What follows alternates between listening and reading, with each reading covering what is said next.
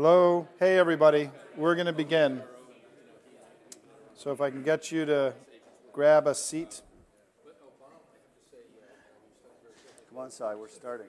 So the gentleman standing up here, his name is Simon, and I can never be pushy with anyone else named Simon. It's a small elite club, and we look after each other.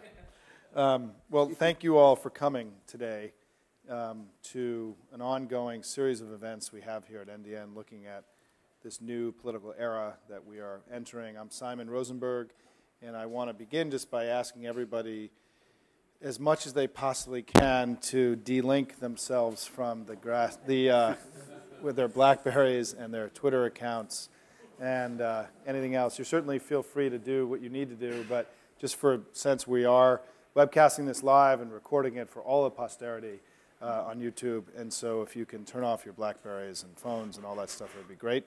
And I do want to say that what we're going to do is have a conversation, and we're going to hear from each of our guests, and then we will be opening it up to you in the audience and also anyone who's watching live on the internet. It's been fun since we were recently invested money in this new space we have here, that with this new digital video audio system. We've had several hundred people watch these events live on the web, and it's been growing at each of our events. So welcome for those of you who are watching outside of the office here today. We have I have 3 kids, and my 6-year-old son is an avid baseball fan, and he every morning checks the standings. And depending on where the Nationals and the Mets are, the 2 teams that we follow, he's either incredibly happy for about a half an hour or incredibly depressed. And I tried to explain to him that there are 162 games, and we got a long way to go.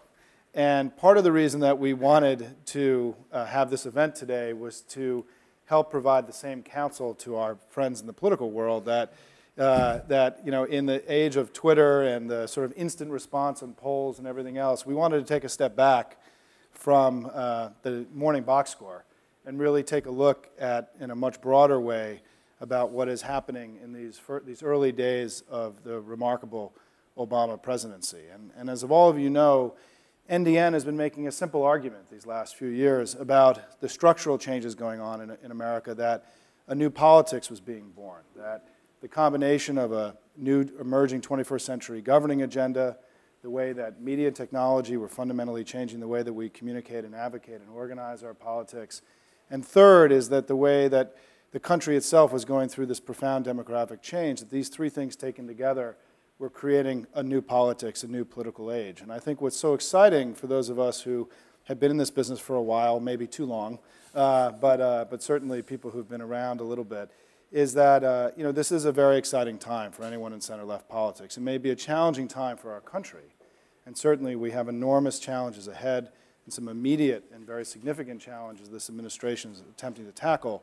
But pulling back a step, this is an enormously exciting time for center-left politics. Today, the Democrats have more ideological influence and control in Washington than they've had since the 1960s. Barack Obama was elected by a larger share of the vote since any president since 1964. And if you look at the 64 election as an anomalous election, it really goes all the way back to FDR and Truman. So these are exciting times for those of us who've been laboring hard and in the weeds to bring about a new and better day for the country. So we've brought together 3 of the smartest people we know, people we've collaborated with and worked with to really reflect on the enormity of the moment and also the opportunities and challenges ahead. So let me do a quick set of introductions. Mike Tomasky, who will be our first speaker, is the editor of Democracy, a journal of ideas, a Washington-based quarterly journal of progressive thought, where ideas are developed and important debates sparked. He's also an editor at large, the American editor at large of The Guardian, on whose website he writes a blog, and he contributes regularly to the New York Review of Books. He's in fact writing a piece now, where he's written on Barack Obama, Hillary Clinton, John McCain, Al Gore, James Baker, and other subjects. We're a big fan of Democracy. It's a new entrant into the intellectual landscape of center-left politics, and we're really glad, Mike, that you were able to be here today. Next will be Mark Schmitt, who's executive editor of the American Prospect. Mark has been a contributor to the Prospect since 2001 and a columnist for the magazine since 2005, as well as a frequent contributor to TAP, the blog of the American Prospect. He was a senior fellow at the New America Foundation, where he helped to develop a new initiative on the next social contract, a cross-cutting effort to find the underlying principles and policies appropriate to the emerging economy.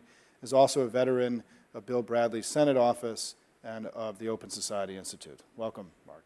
And then finally, Frank Foer is here, a very good friend. He and I share one, in addition to being involved in center-left politics, we have one incredible, perhaps debilitating passion, which is soccer, which we get to talk about quite a bit, and we're Barcelona fans. We got a big game today, right? Frank Foer is the editor of The New Republic and an author of the international bestseller, How Soccer Explains the World, An Unlikely Theory of Globalization, which I strongly recommend, by the way, which has been translated into 27 languages from German to Indonesian. Prior to starting at TNR in 2000, he worked for Slate and U.S. News and World Report. His work has also appeared in the New York Times, Atlantic Monthly, and New York Magazine, and he became the editor of The New Republic in March of 2006. Welcome, all three of you. We're just going to go in order, and we'd ask to keep it to 10 to 12 minutes, and we've got time for discussion. So, Mr. Tomasky, take it away. Great, Simon. Thanks. Thanks to all of you. Nice to be here. Well, I'll cut to the chase for starters. My grade is like an A-, probably. Maybe a B+ on certain days, but I think that he's tripped up. The administration has tripped up on a couple of things here and there, but basically, I think it's a very, very good start, and I'm a huge fan of the guy, and whatever mistakes the administration has made, I wake up some mornings and I turn on the television and I see him on TV, and I just have to sort of pinch myself and say, I still can't quite believe that this guy, whose politics are so incredibly close to my politics, is the president of the United States. It just still seems weird to me. I assume we'll get into some questions about specific policy areas, but I don't want to talk about that. I want to talk instead about just sort of mood and tone and mist that gets sent out through the national ether by an administration and things that I think that Obama has done along those lines, because after all, it's just started 100 days.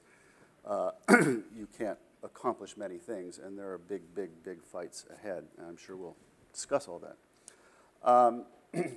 But back in 2006, when I was editing the American Prospect, which is now thankfully in stabler hands, as you'll soon hear. But in 2006, I wrote a piece that Simon will remember and you guys will remember, sort of my theory of what the Democratic Party needed to do. And it kind of became known, thank you, I see some nodding heads, I'm very grateful to you. And it kind of became known as the common good piece, or the piece about the Democrats and the common good. And what I basically argued in there was that there were these two, sometimes competing, sometimes harmonious, but two types of liberalism or strands of liberalism throughout American history. And one is a strand that we, more closely associate with the word liberalism that goes back, if I can be highfalutin about it for 2 seconds, goes back, I guess, to John Locke and Mill, but goes through the social justice movements of the 1930s through the 1960s, and is about liberalism as a forum for social justice and for expansion of rights and toleration.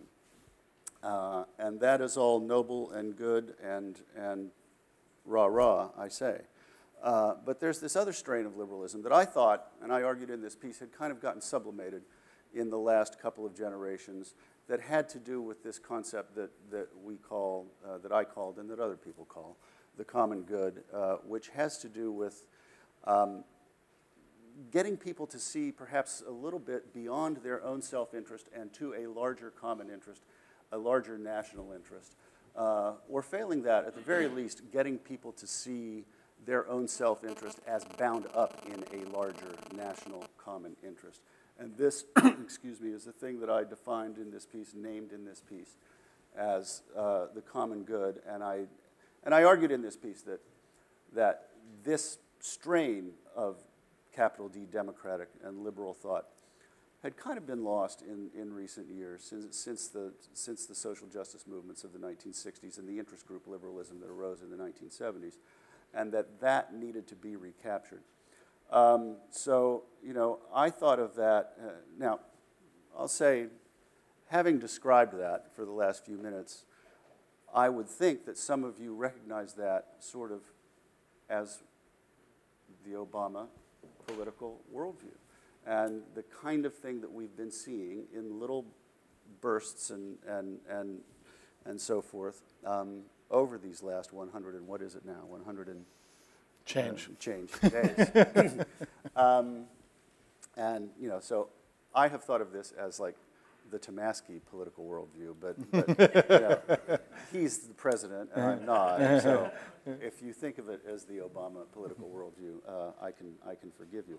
But I really think, and this is why I said at the beginning, I pinch myself sometimes when I see this man whose political views are so similar to mine, because I think he's putting a lot of that kind of thing into practice, or doing a lot of that kind of thing. And I think, you know, when I read The Audacity of Hope, I thought that was his worldview in many important respects as well. I believe that, and this is what I wrote in my 100 Days piece on the Guardian website, which I believe they may have sent around. But Obama, you know, whatever his successes and failures have so far been, and will be, and there'll be both, obviously, but I think he is restoring to us a sense of Republican, small r, of course, Republicanness, and he's kind of renewing democracy in a certain way. And he wants people to be citizens. He wants people, and I mean that word in the classic old sense of political philosophy, in the Greek sense, you know, people who are engaged in the discussion about their common fate, people who participate in the political process and are part of it. Now, where's our timer? Am I at? I must be at 7. Yeah. Okay. Yeah. But I'm building toward my flourish. I think he's trying to build a real citizenry. And, you know, I think you can see this in some of the things he says about our shared responsibility, and we're all in this together, and people need to pitch in. And when he says what he said about the hedge fund people who didn't participate in the Chrysler deal, he's making this kind of argument about what kind of republic the United States has to be.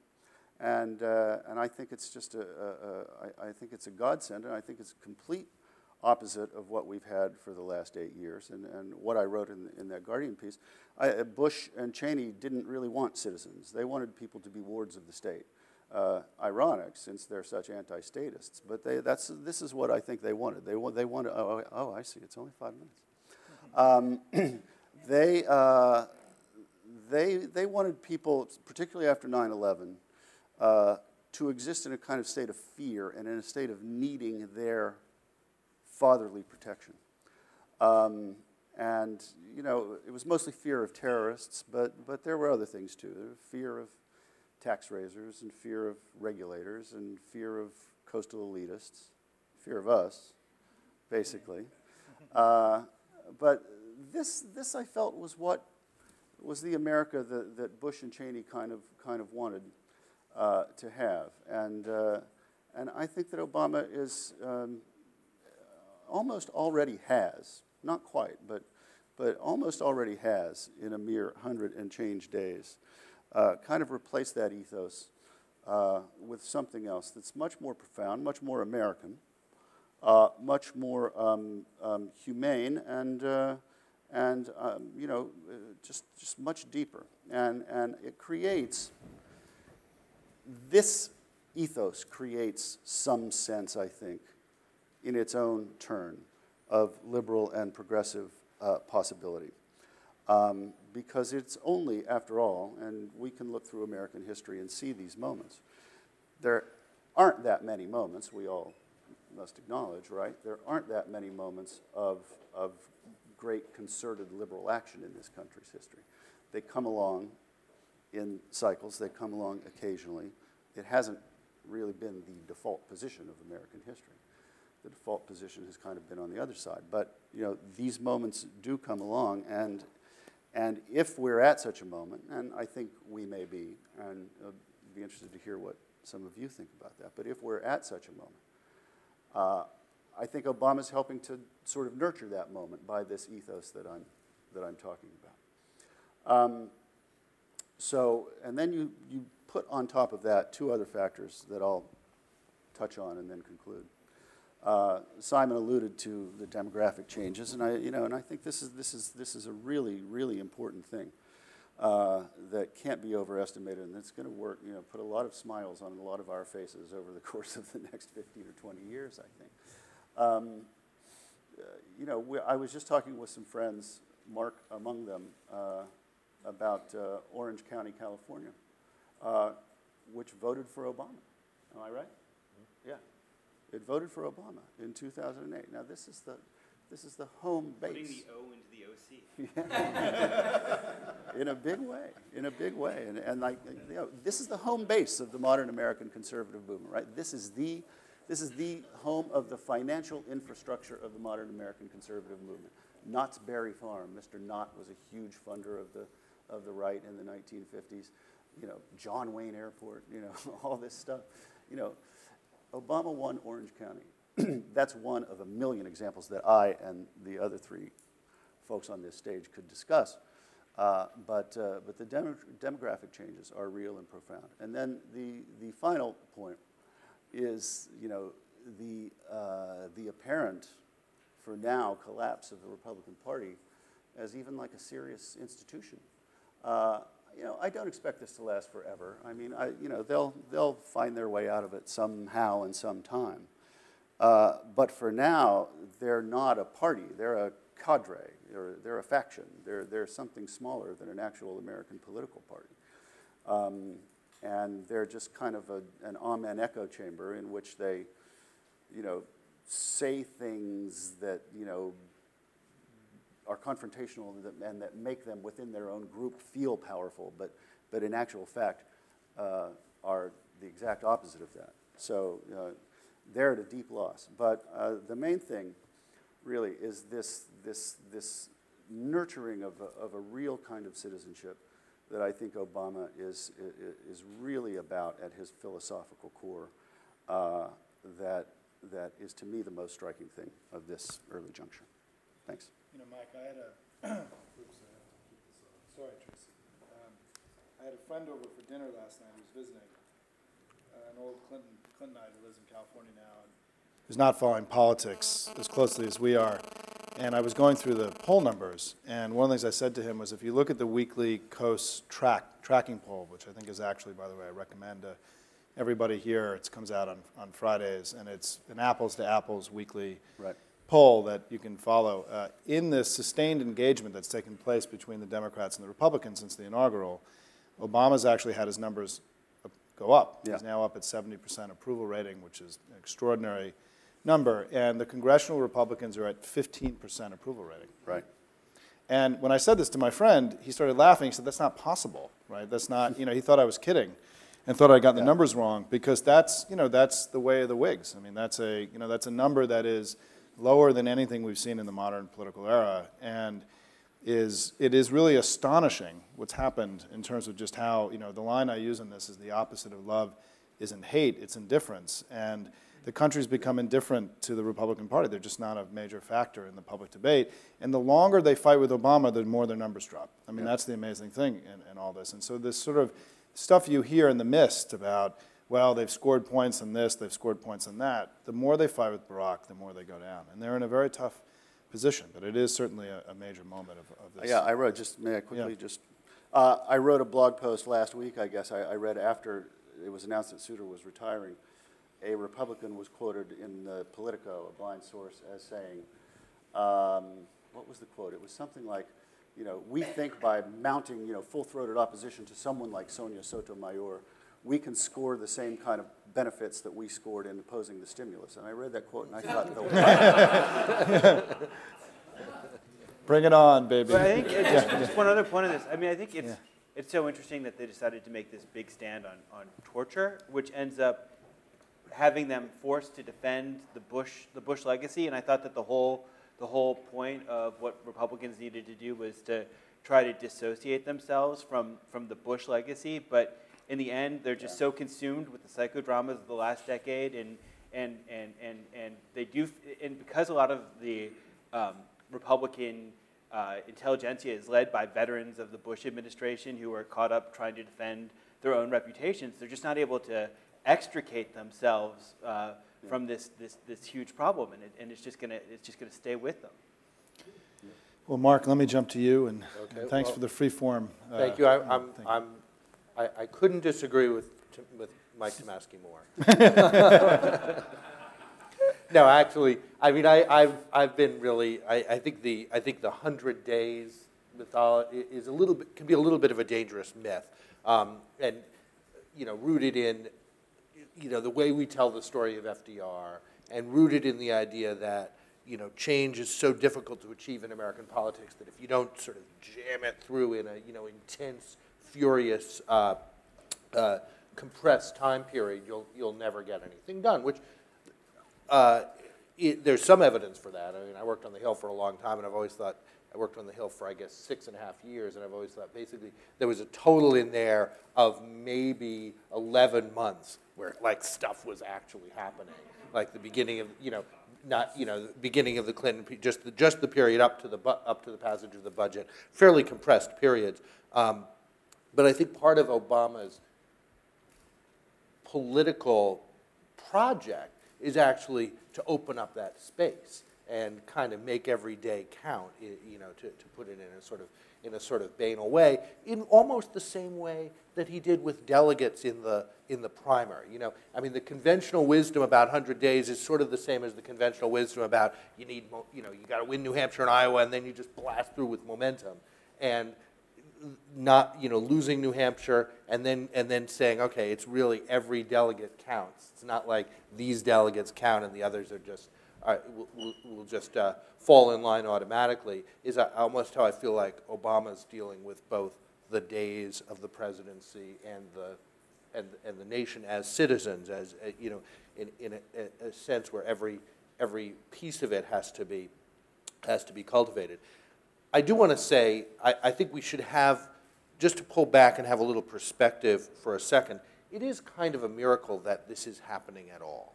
I mean, we really have to appreciate that for 8 years we had, really what, I guess it's Habermas's term, a legitimation crisis of government. We had an electoral crisis at the beginning of the Bush administration, constitutional, kind of almost suppressed constitutional crises throughout.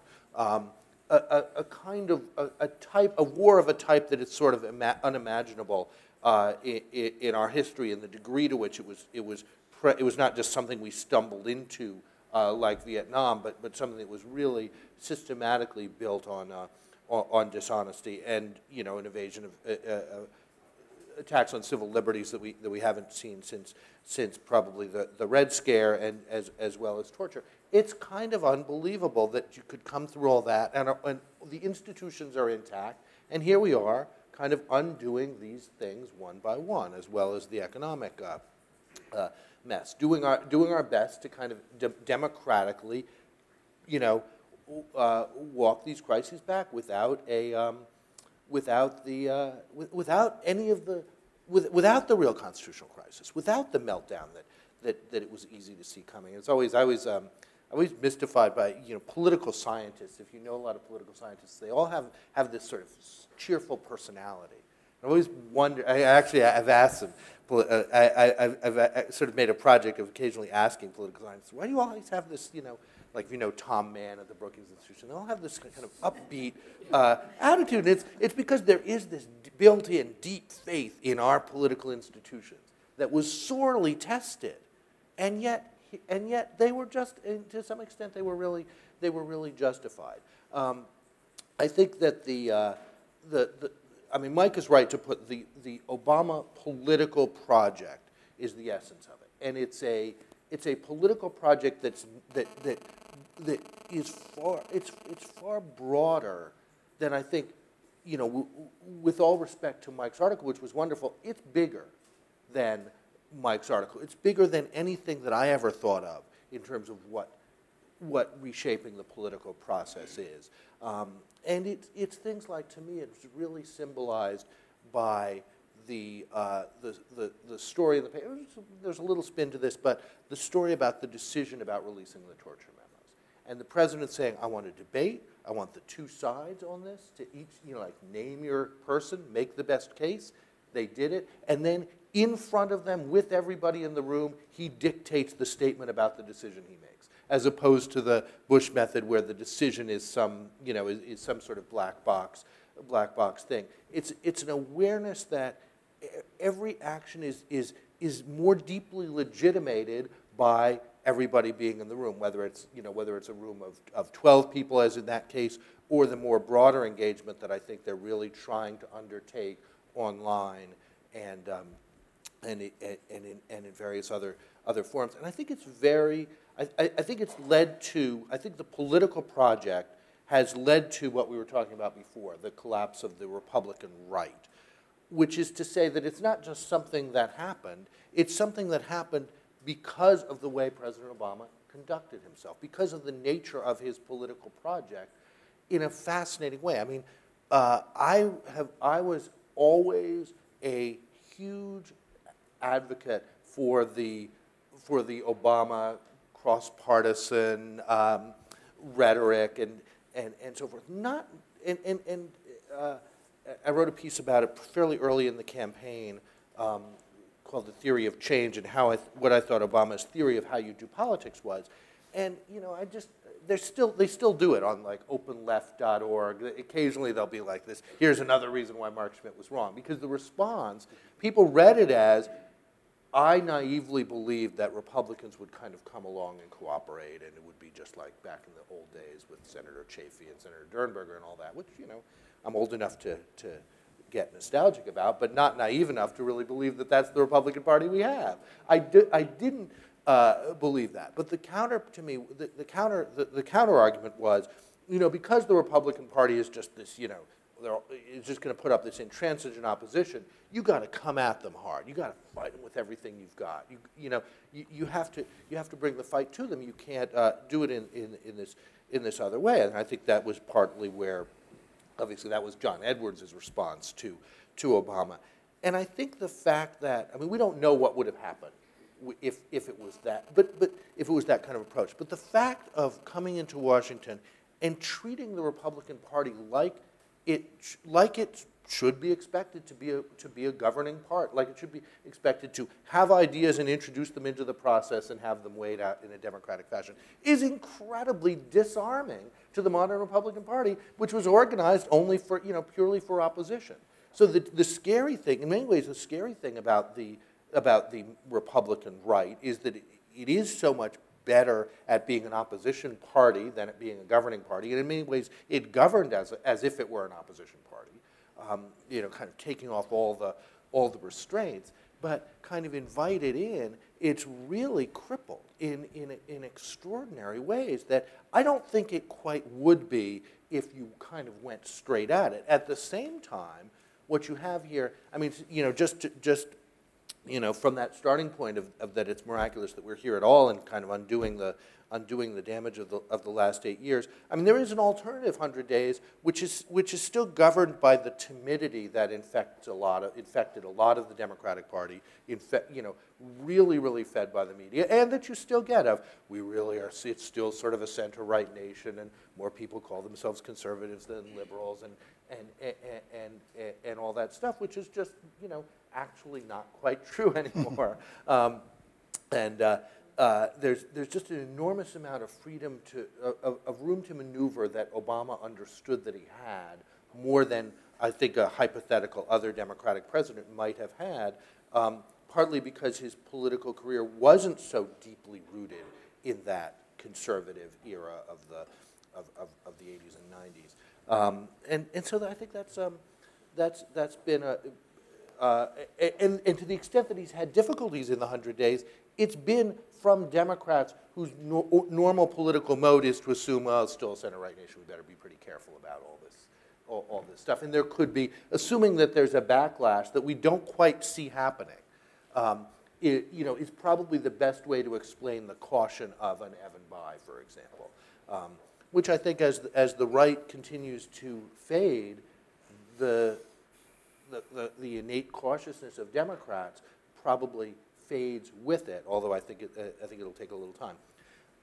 That said, I mean, I think the political project was number one and is extraordinary in its scope and potential to change the country. The project that I don't think Obama came into was about was the economic project, changing the nature of American capitalism, changing the culture of American capitalism, and understanding that with the same breadth of that he did the political project. I mean, which is the political project. The genius is understanding that it's not just campaign finance reform and lobbying reform. That it's really about the culture, expectations, doing things in public, treating people as citizens, as Mike says. It's that whole range of initiatives. There, at the same token, I mean, the economic project is not just about how you treat people's bonuses on Wall Street. I mean, it's really about the culture of capitalism that got us where we are, and what government's relationship is to capitalism, and how are you going to change that? There's a sense that they haven't quite got their hands around that yet, and I don't know. Frankly, the reason I cut him slack on it is because I don't know that anybody else has. I don't share I'm sort of astonished by the certainty with which a Paul Krugman will say, unless you're nationalizing the banks, he might be right, but the certainty is sort of shocking to me. And there's a kind, hopefully the political project opens up the space to work out the economic project with health care actually at the heart of it as a thing, and in a way that brings in the outside group. I mean, it's a very different time, and I will stop in a second. What's fascinating to me about this, comparing this administration to the early days of the Clinton administration when I worked on the Hill, is in the Clinton years, either you were in or you were not, or you were nobody.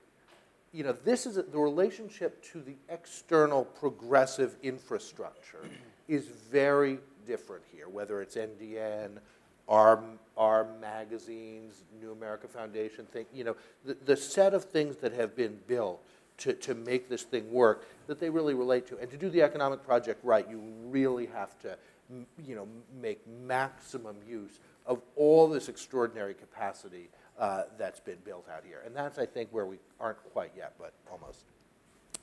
Frank, I know you have some thoughts about the economic project, so let me turn it to you. I do.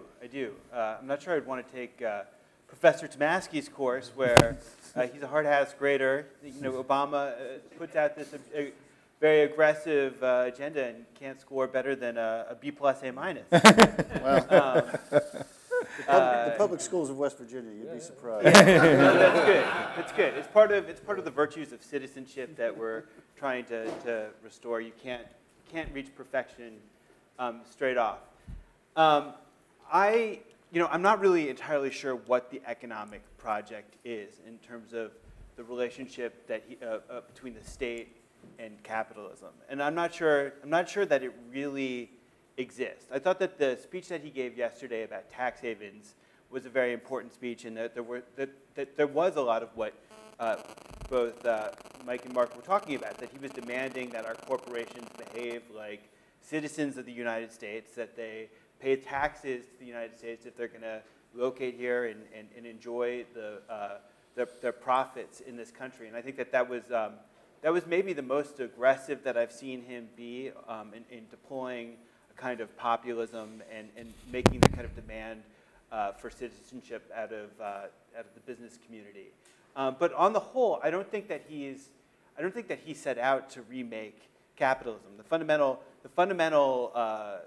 fact of his administration is that there is a crisis in the economic order, and I'm not sure that he's got a terribly clear sense of what caused the crisis, and a terribly clear sense about what the order that will emerge from the crisis will look like. And that's not to fault him in any way, shape, or form. I don't think that there are very many economists who have a clear sense of that. And if you don't have a clear sense of what caused the crisis, and you're kind of essentially trying to muddle through it, I don't think you should be necessarily articulating a grand vision for the order that should emerge. But I do think that what's emerged in the course of the first 100-some days is a sensibility about the role of the state and the role of the market. And it's most evident in the way that he's responded to the financial crisis, but I think it's also, you could trace it through the entirety of his domestic agenda. And I think after 100-some days, he's done enough stuff for us to pause and ask the question, what does it add up to? And is it liberal? Is it moderate? Is it new Democrat? Is it old Democrat? And I think what's interesting about the agenda that he's put forward is all the ways in which it's kind of shattered a lot of the old templates that we're so familiar with. You know, on the one hand, I think that it's preserved. There is clearly it's ambitious, and clearly he cares about inequality, and there's in social justice, and that's there, the traditional liberal concerns. But I think when it comes to his technique, one of the interesting things is that there's a lot of the new democratic sensibility there as well, and that he's created some sort of synthesis of the two. But what I mean is that I think that there is, even though he believes in big government and believes that government should be activist and should be trying to solve the great challenges of our day, from healthcare reform to fixing the educational system, et cetera, he doesn't want the government to leave a terribly big footprint in the economy. And he's not trying to remake the country into Europe, for better or for worse. He's not designing a healthcare system that is comparable to a European healthcare system. And when you look at his response to the banking crisis, it's striking how different it is from the Swedish solution to the banking crisis. That, you know, I think that on paper there's a lot of reasons to think that nationalization may be the elegant right solution, but Obama has decided that it simply runs against the American grain, and that you need to try to accomplish all the goals of nationalization. You need to have government actively managing the economy, trying to prevent further systemic failure without going the full Swedish Monty.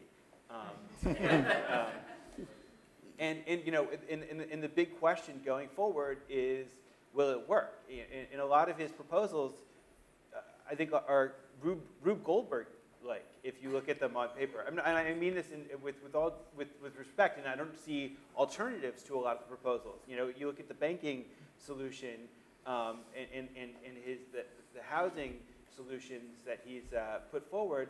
They involve government trying to create lots of incentives for the private sector to remobilize itself, to reposition itself, and they involve a lot of heroic assumptions about how government can change the behavior of financial institutions and of consumers by inserting incentives into the market and trying to create new markets and trying to redirect competition, but it doesn't involve government having an especially heavy-handed role in remaking the economy, remaking the nature of American capitalism.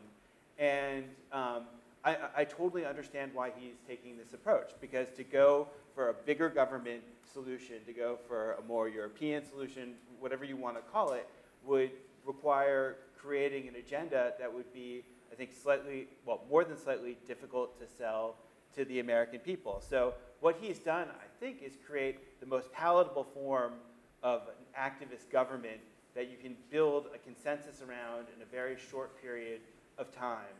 And he's also left his options open. So you could take this approach to fixing the banks, or fixing the housing situation, or fixing the healthcare reform crisis. And if it works, great. If it doesn't work, you can always go to the next strongest medicine on the shelf and try that out. And I think because of his political style and because of the political dynamic that would emerge from this, I think he would have the space to go in that direction if need be. And also, I think that a lot of his, like I said, I find the nationalization idea very appealing on paper and very intellectually appealing, but he's got not just objections to it that are based on salesmanship. I think a lot of his objections are based on actual fears about having government run large financial institutions, that he's worried that our government is simply not equipped to do that, and that our political system, more to the point, isn't equipped to do that, because politics will end up, these institutions will end up becoming politicized, and government won't manage these institutions in order to get the best results for the country. They'll be forced to get the best results for the senator the junior senator from Kentucky or something like that, or they would have to respond to pressure from various interest groups, and everything would get all messed up. But I think that there's, muddling through a crisis is not necessarily the worst solution to a crisis. How much time do I have? I have 2 minutes, okay. I think one other area we haven't talked about is foreign policy at all. And I think that a lot of what we've talked about applies to foreign policy as well, that tonally he's come in and constructed an entirely new foreign policy. But in terms of substance, I think it remains to be seen about how much his foreign policy will deviate from not just the previous administration, but from kind of the establishment consensus foreign policy of the last couple of decades. And there are a lot of big tests, and in a lot of ways in which the equivalent to the financial crisis is probably what's happening in Pakistan right now, where the country is on the brink of becoming a failed state. There are no good, elegant solutions for solving the Talibanization, reversing the Talibanization of the country, or containing the crisis. So he's got to come up with his equivalent to the banking plan for Pakistan, and I'm not sure that the government, I'm not sure that his administration really has begun to figure out exactly what they can do, because there are so few intuitive options for them to pursue. We've probably spoken too much, so why don't we turn it?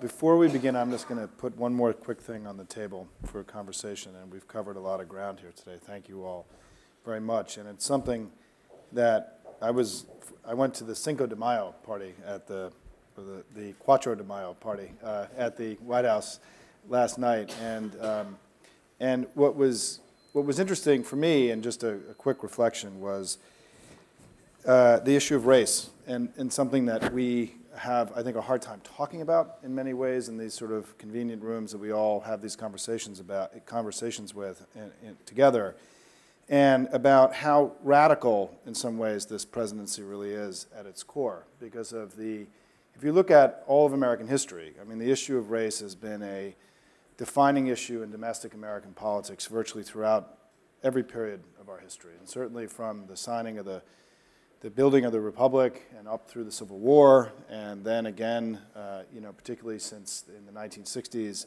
up through this recent era. It is really one of the reasons that I believe that the Republicans are so out of power right now, is that I think it's impossible to understand the rise of modern conservatism without attaching its core domestic argument to be the exploitation of racial grievance. That in essence, the entire foundation underneath the modern Republican Party was the exploitation of the democratic desire to bring everybody together, to fight against the sort of racial common good and the coming together of disparate peoples.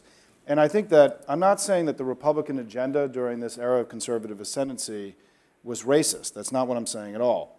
But it was based on racial exploitation.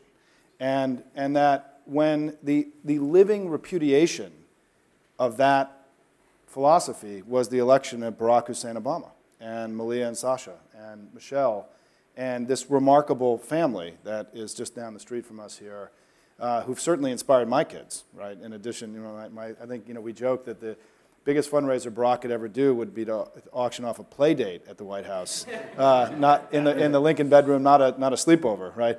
And I think that with Malia and Sasha. But the thing is that I think that we are entering a very different period in the history of our racial relations and the fundamental racial construct of the United States.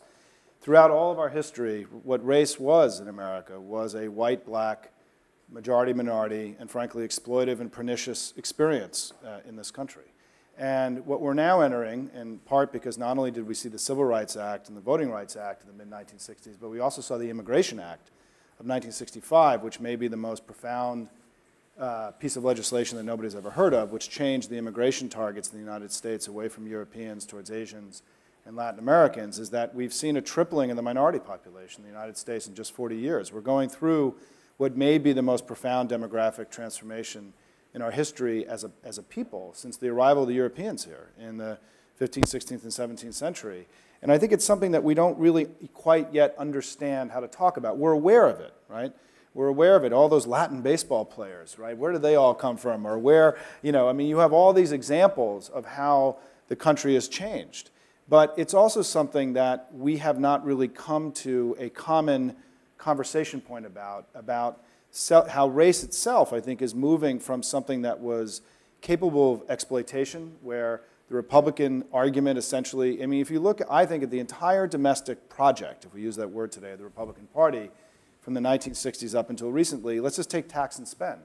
I mean, what tax and spend is that it was all about race, right? It wasn't about economics. It was about taxing. The basic argument was those Democrats want to take money away from white people and give them to black people, right? That's what it was. It wasn't anything more complicated than that. And this idea that there was some powerful intellectual argument undergirding conservative economics, I think, is a joke. It was all about race, and it was all about exploiting racial fear. And so part of the reason these guys have unraveled to the degree that they have and why their road back is so long is that, that the foundation of their modern success was speaking to a racial construct in America that doesn't exist anymore and that will never come back, because we're heading towards being a majority-minority country in 2040, 2042. Certainly the Democratic Party will be a majority-minority political party within the next 10 years. I mean, in the Texas primary in 2008, a majority of the people who voted in the Democratic Party were non-white. In California, it was 48%. And so California and Texas, the two largest states, the Democratic Party are functionally already majority-minority political parties, forgetting about the composition of the schools in Los Angeles, right, which are 90-95% Latino today.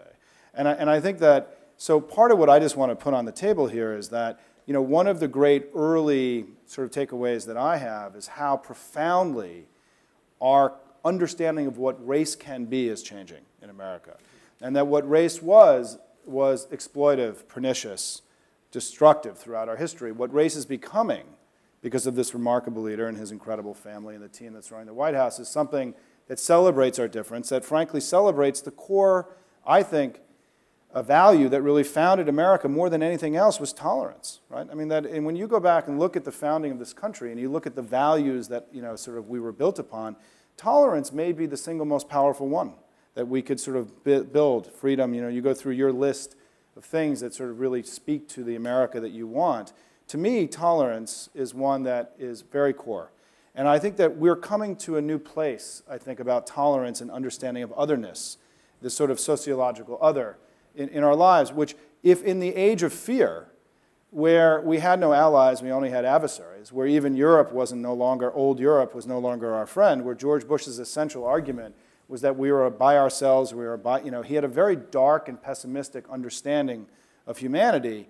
Barack's rise in his own personal narrative and his own story is an extraordinary validation, I think, of the central argument of liberalism, right? That we're all in this together and anybody can get ahead, and that anything essentially is possible with hard work and good fortune and remarkable people. And I think that we are only just beginning. And I think this really hit me, and I'll end with this, was if anybody of you watched the town hall meeting he did in Strasbourg, France, when Barack had Europeans cheering him, a little bit of a different experience than when Bush went to Europe, right? And you saw, cheering him as if he was a man to be cheered, right? I mean, this is what was interesting was, And I feel that Barack is becoming, in terms of foreign policy, he's becoming the leaders of the world's people, but not the world's governments, right? Because I don't think a lot of governmental leaders want Barack to come into their country and have one of those town hall meetings, because it makes them look less than adequate, right? When he comes in and is so respectful. At one point in I don't think Sarkozy has that problem. Sarkozy has that. I won't go there. I'm not going to go there on the Sarkozy thing. I'll just conclude with this by saying that, to me, one of the most amazing moments of that whole, what was a remarkable thing for me to watch, was when a person got up who was an American, and he said, "You guys get to ask questions of me back home. Let's let the Europeans get a chance at this." And he got a huge ovation from the Europeans for saying, "Come on, let's be fair. We're all in this together. We have a common purpose." And I just think that this issue of that we are just beginning to, I think, to come to understand of the racial implications of his rise and the moment that we entering as a nation. There's also an incredibly powerful global extrapolation of that, because if you look at the global population today, and I'll conclude with this, we're close to 7 billion people today. The white Europeans, right, are less than 1 billion of that. I mean, most of the world's people are non-white, somewhere between, I don't have the exact math right here, it's 60, 70, 80%. And that our destiny as a people is going to be increasingly dictated by non-white, non-European leaders. And what a symbol that this guy is for this moment in human history and the rise of the rest, as Fareed Zakaria calls it, where, slumdog millionaire, however you want to put all this, right?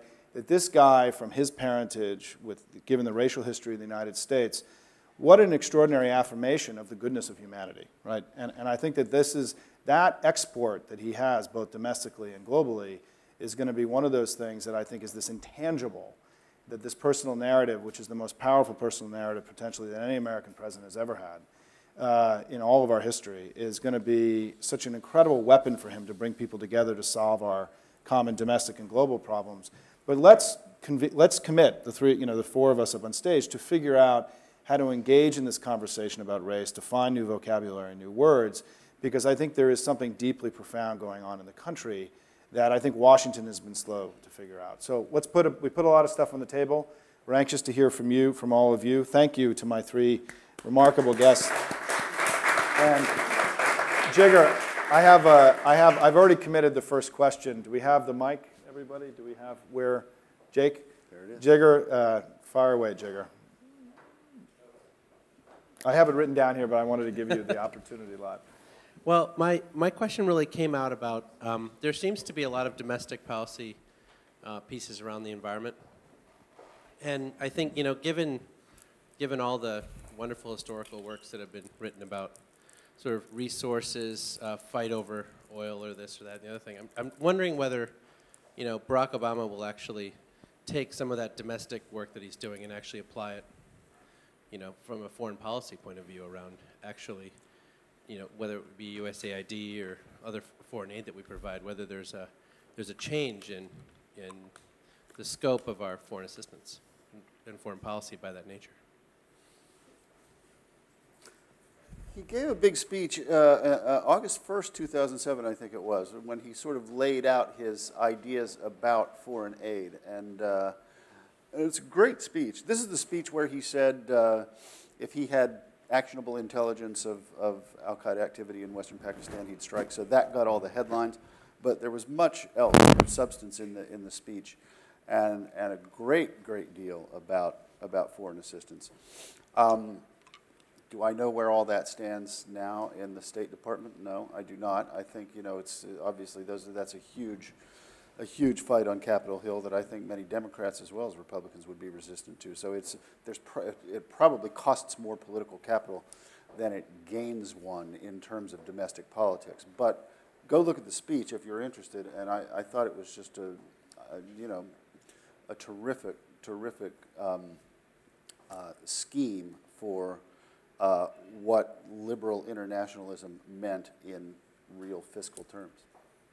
I mean, I think it's one of those cases where I think Simon is right to extrapolate from the evolution of the United States as a racially diverse country into our approach to foreign policy. I mean, it's not that Obama made these things happen, but it is kind of what we say it is to be an American has a lot to do with the face we present to the rest of the world. And along with the political project, he got that from way back. Now there are these institutions where, in many ways, some of the foreign aid, there was more happening and some interesting things happening on foreign assistance and development aid under Bush with the Millennium Goals than in many other areas, but they all got tainted with foreign policy projects. So the people with the Bush doctrine stuff. So the used broadly, not in the narrow way. I don't want to sound like Sarah Palin here, but they all so that you talk to people who do that work, and they'll say, we're trying to do good stuff, but there was nothing you could do as an American in that time. Now you're going to have to use that personal appeal, but then there has to be real stuff behind it, which is not just USAID or anything like that. It's the level of cooperation in international, in joint decision making. In the I can't remember where the follow up on Kyoto is in Copenhagen in September or October. It's the willingness to really commit to those things and then take the political risk of, yes, coming back and saying, there are decisions that we are going to make as a country because they were made in an international forum, because they were made jointly. That's the real test. And there's only so long that town meetings and being nice and respectful there's only so far that will take you before you're really going to have to take that chance, which is an interesting one. I want to just, if I can go back for a second and respond to some of the things that Simon said about race. To me, and talking about conservatism, it's been very interesting to read all the obituaries of Jack Kemp. And my first reaction to those, having been around Jack Kemp a little bit, my first reaction was like, come on, this is too much. The guy was incredibly inarticulate. He was totally unable to actually pull anything off. But more and more, it's like, and I was going to write something like that, but then you realize, no, that actually, for all that, it was the path not taken for the right. And it's right. I mean, it will be an interesting historical question why that path was not taken. Because it was easy to see, I mean, there's a lot of African Americans and there's a lot of Hispanics who are inherently conservative in many ways, socially and economically. It was easy to see the possibility of building a multiracial conservative coalition in this country that would have absolutely ruled the South. I mean, you didn't need to get 50% of the African American vote in the South. You needed to get 18% rather than 6%, and the whole game's over. You don't have people like Mary Landrieu getting elected. Huge changes begin to occur if you put that together. You don't blow up California over immigration, and yet that path was not taken. And was it just that they were too dumb to see it? Was it because the price of doing that outreach would have cost you too much over here on the white side? I don't know. But that choice, the choice to not take the path that Jack Kemp offered them, and that little quiet voices like Ross Douthat, Governor Pawlenty in Minnesota are sort of trying to wave and say the path is probably closed now. But the choice not to take that path was probably the most consequential political decision of the of the last 40 years. Just as we've ticked off the great leader's qualities, one quality we haven't spoken about and that relates to your question is simply his rhetorical capabilities and a mind that's able to accommodate a lot of big ideas in it that are not, on some level and in a less sophisticated mind would seem to probably contradict one another, but he's able to kind of make them fit and then articulate them in a way that sounds coherent. So in terms of foreign policy, he hasn't, I think he's very pragmatic, and I think that there are a lot of realist strains in the way that he talks about the world, but it's not valueless realism, and it's not pure Scowcraftian brand of it, even though he seems to talk to Scowcroft or people in his administration seem to talk to Scowcroft and like him a lot. I mean, I think when it comes to complicated questions about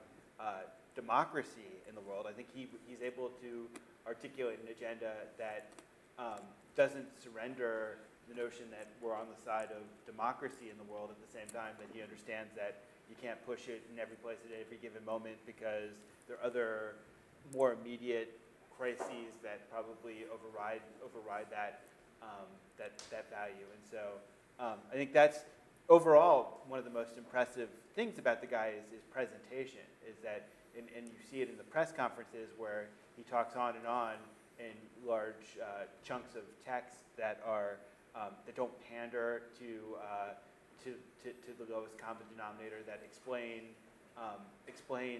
his policies and his vision on its own terms. Let me do this. Let me take 3 or 4 questions all at once, and then we'll let everybody, because we're going to run out of time soon. So let me start over here, Jake. Do you have your mic? We'll go back and forth, so just toss them out there. Okay. I represent independent community banks, and so I get back to the economic project. And the question that I think the administration hasn't really engaged yet, and I hope they will, and we'll be urging them to do so, is this. At this point, they have to decide, do we keep the biggest banks kind of going and make darn sure that they're good to consumers and they don't, screw them on the credit cards and screw them on the mortgages, or to take maybe an alternative path, or while you're doing that, maybe downsize some of those institutions so that more locally based institutions are providing the credit for people in their own neighborhoods, so you don't have to be quite as heavy-handed with the big guys if they're not quite so big.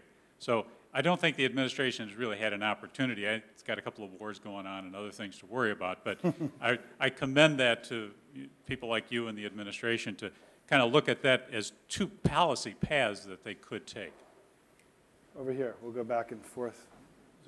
Yes, go ahead. Dana. Hey, Dana. I agree with just about everything that everyone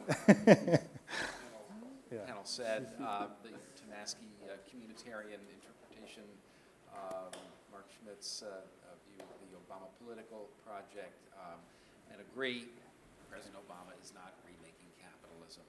I don't think that we would be using the word capitalism, except some other people are using the word socialism. I'm not sure I'd say that the Alan Greenspan, Ronald Reagan, Bush, laissez-faire deregulation economic policy was a racial project, but this is what I'd like to do is now, based on the evidence we have of the first 100 days, in policy terms, to what end? Where are we at the end of the first term based on what we've seen? I think ironically, actually, we've seen almost nothing in terms of racial policy. If there's one major issue the administration has not touched, it's the most important racially charged issue in the United States, and that's immigration. Nothing on that. But based on what he has touched, projecting forward, to what end? Where will we be? So let me do a third question from the audience, and this is from Lorelei Kelly. I've been working in progressive politics for my entire adult life, and I'm hoping that President Obama will help the left move from its comfort zone of opposition into productively developing a governing agenda. I'm presently working with Congress and with many activist organizations and find that we continue to struggle with understanding that being effective and virtuous are not contradictions. This seems to me to be key to an identity crisis on the left and the lack of a canon of principles that help us consistently frame political arguments and come to terms with trade-offs required by leadership. My current dilemma is with the new Afghanistan-Pakistan policy, where many activist organizations are tending to transfer the same framework and set of concerns from Iraq to Afghanistan and Pakistan. While they're not completely inaccurate, this is not a helpful way to start out of the gate on national security leadership. Do you think, here's the question, do you think that President Obama will help us overcome these sort of ideological dilemmas? And let me go to one more in the room, if anybody else we've got. If we can go back here. Jake, do you want to go back?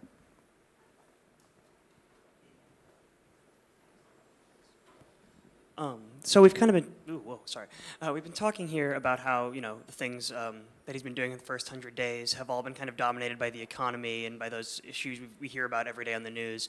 And just real quick here, because I know we're running out of time, do you feel that in the next 100 days, say, or a little bit after that, the administration's really going to start tackling any of the issues that are considered a little bit more polarizing. I mean, such as the surgence in LGBT issues and the gay marriage that's been going on. I think today DC voted to recognize gay marriage. And I mean, it seems as though we're dealing with issues that people can get behind, but he's kind of, shying away from dealing with issues that are more polarizing. And obviously, you can't do everything in the first 100 days. But do you all feel that he'll make an effort to at least address those at some point during his first term? So, whole bunch of stuff put on the table. Pick whatever you want, and we'll just do one more round, everybody. So, Frank, can we start with you? So, I think that the genius of his tactic is that there's a genius to this tactic of going after all these issues out of the gate and deciding that you've got one chance to really make it happen, and so we'll keep them fighting on all fronts, and maybe we won't end up getting everything we want on climate, but we'll get everything we want on healthcare reform. But we do have the regulatory arm of the government, and so we can use the EPA in order to get a lot of what we want on climate, and we can create a political conditions for getting the big bill sometime down the road. So, if only healthcare reform, Dayenu, that would be that would be wonderful, because I do think that he's not trying to radically expand the regulatory state, but I think that he will use regulation to accomplish what he can't through the Congress. On a broader level, I'm just to step back and think about the constitutional system a little bit. There are ways in which the behavior of Democrats in Congress, particularly we talked about Evan Bayh's name has been mentioned, and some of the other Democrats, particularly in the Senate, and the way that they've behaved, where they've allowed their parochial interests to trump to trump the common good, and to fall out of line pretty quickly with Obama, I think is dismaying, and probably goes to a broader political crisis that we have in this country, where our Congress is just not capable of dealing with these big issues anymore. I mean, there's something dismaying to me as a liberal that we have to use the Federal Reserve Board to set monstrous portions of our economic policy.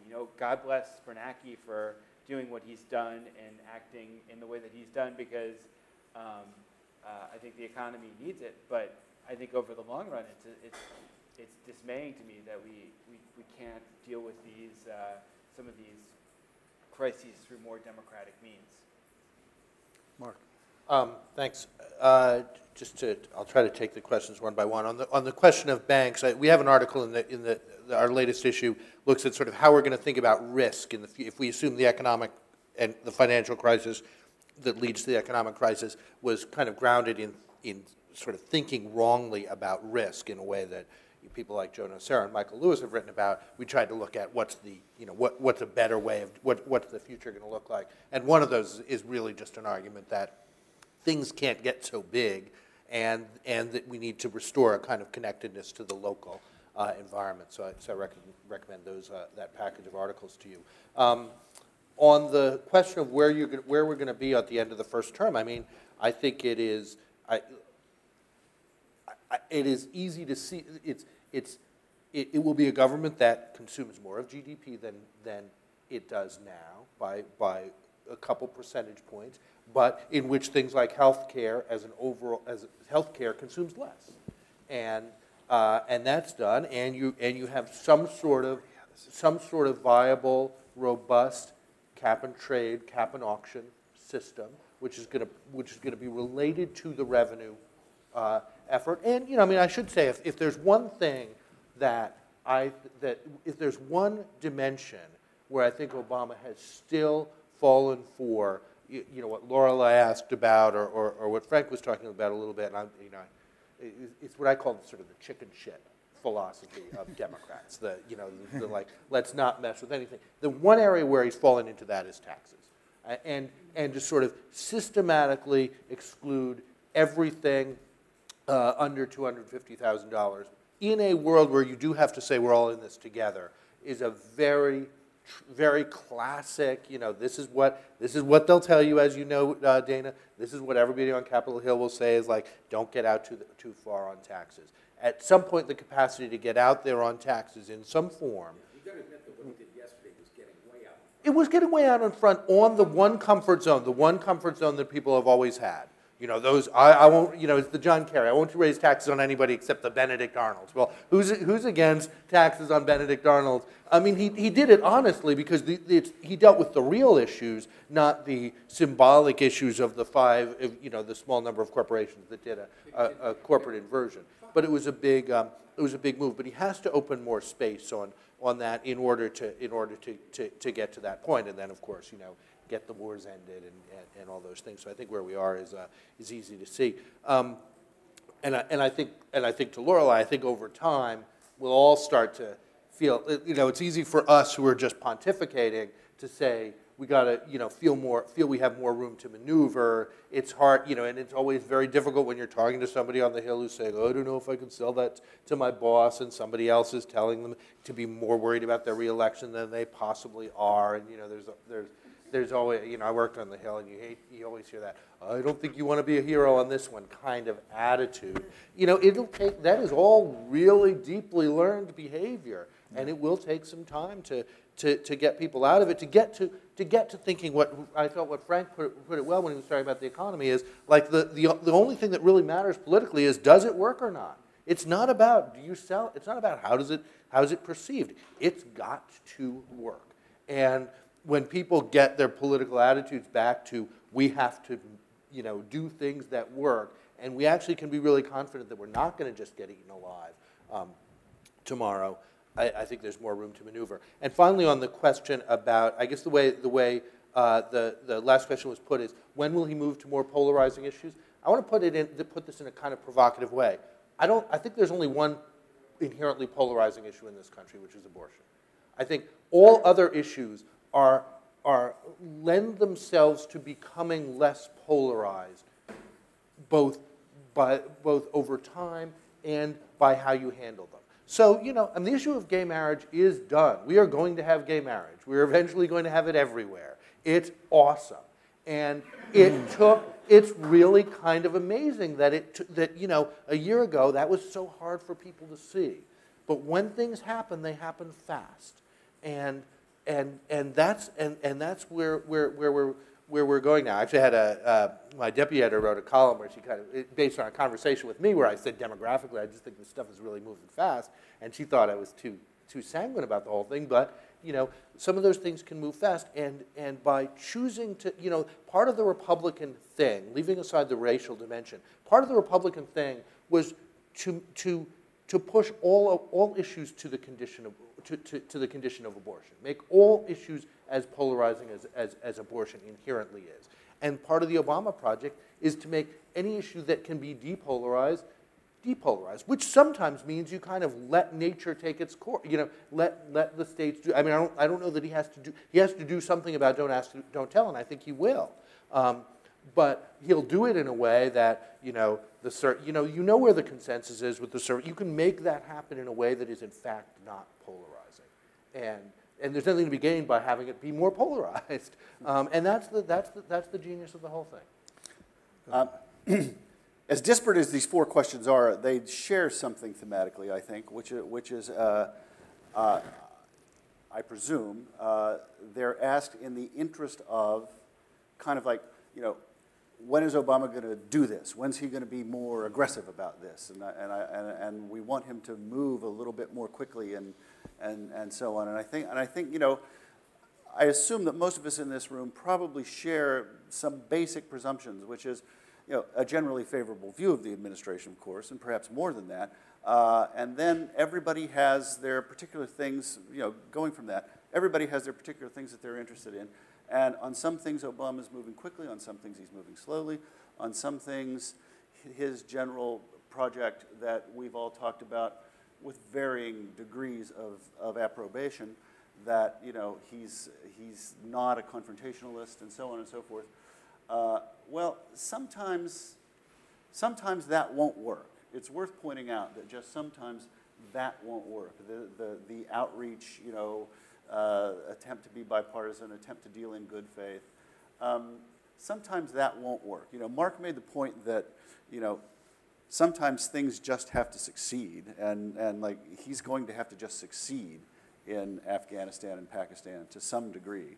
If he doesn't, that's going to be a really bad thing for his presidency and a bad thing for liberalism, and it will directly complicate his re-election chances, I think. But there's another thing, that like sometimes you have to let nature take its course, but sometimes you have to fight, and some of these things are going to be big political fights. I don't think gay marriage is necessarily going to be a big political fight. I think that it may happen a little slower than you would wish, but I think, you know, now that we see that state legislatures are going to start moving in that direction, it's going to happen. And I see a quietly forming, you were talking about tolerance, I see a slowly forming, a silent majority, if you will, you know, that's not Nixon's silent majority, a quietly tolerant silent majority. Banks is going to be a fight, you know. That is something that he's going to have to fight on. How much fight is in him, how much real political fight he wants to undertake is going to be an interesting question about the next 3+ years. I want to just put my 2 cents in on the racial question that you raised, and then I'll be done and you can wrap up. But I've thought about this from during the campaign, and I've often thought, this will sound weird, but in some ways, on this question, his re-election is actually more important than his election, because you know, the election was a milestone, obviously, it goes without saying. But I'll be very interested to see, assuming he's even a reasonably successful president, with an approval rating that's not where it is now, but at 56, 57%, and heading into his re-election. How much better will he do among that part of America that was disinclined to vote for a black president? And in other words, people will have seen that we elected an African-American president. This guy didn't fall in, Al Sharpton didn't become the Secretary of State, and so on and so on and so on. And how much will that change? How much more of that vote will he get? You all may remember the map that you would have seen either in the New York Times or maybe on the Huffington Post of the counties that voted more red in 2008 than they did in 2004. And it wasn't that many counties in the scheme of America's 3,100 counties, but it was this belt from Arkansas and Louisiana up through, I'm sad to say, the lower portion, but not all, of my dear home state, because my home county in West Virginia went for Obama. How much different is that map going to be in 2012? That'll be something to watch. Then the racial political conversation, if things go the way we hope they go, will be largely over in this country in the way we've understood it in our adult lifetimes. And let me just say one quick thing on what something Dana said, is that it is my profound belief that the only way that conservative economics was able, that the wind that it was able to use to carry through American public opinion was because in a time of extraordinary racial polarization, we actually couldn't come to a place of common good. And that there was not a sense that we were actually all in this together. And that if one political party was exploiting racial transformation, racial change, and saying that frankly we're not all the same, that there is a majority and a minority, and that the majority is virtuous and the minority is less than, then it paves the way for right-wing economics, right? Because it allows you to do things like not invest in the common good. It allows you to run down infrastructure. It allows you not to invest in poor schools. It creates the entire logic of modern conservative economics. And you and I are going to disagree on this, is that I think there is no triumph of what we now know as conservative economics without the racial conversation that was, without Goldwater, the Civil Rights Act, the Voting Rights Act, the Immigration Act, and the whole battles of the 1960s, because I think that their arguments were inimical to a very powerful sense in the United States that we've had at stages that we actually all are in this together. We all are created equal and everything else. So I think that this issue of race, I think that the elites in the U.S. are now being given, people are talking about creating political space. I think Obama and his success is creating a space for us to talk about race that, frankly, we may have never had in all of our history as a country. And talk about depolarizing something that has actually been terribly polarizing. We're in a much more comfortable place. And I do think that where you're going to see the manifestation of this play out is on immigration, and an issue that we have fought very, very hard on. And what I'm happy to say, to conclude, is that in virtually every poll taken on this issue, and this is an issue that has been polled up the wazoo, right, in the last 3.5 years, an overwhelming majority of the American people are comfortable with the racial transformation I was describing and are ready to let the undocumented immigrants become citizens of the United States. It's between 55 and 70% in every poll taken, except for one poll Stan Greenberg took, which was an anomaly, which created this scare 18 months ago. And I think that, to me, what it shows is that there is this, I think, not so silent majority for tolerance that is coming to accept a different sense of otherness, and that actually we can reconcile our differences, which frankly becomes a prerequisite for success of a democracy, right? I mean, that at the core, what a democracy is about is a belief that people can disagree and come together and resolve things through other means other than war, right? I mean, that's the predicate of the entire system. And I think what's nice is and I really applaud a lot of what was said today, is this notion that we are also getting back in touch with the core of the way that this whole society was organized, and the theory of a self-governing people is also a very powerful part of all this. So let me conclude, and let me just thank our three remarkable guests. Thank you all very much. Stay in touch for NDN TV in the future if you guys are watching. And for those of you here in D.C., we look forward to seeing you soon. Thanks, everybody.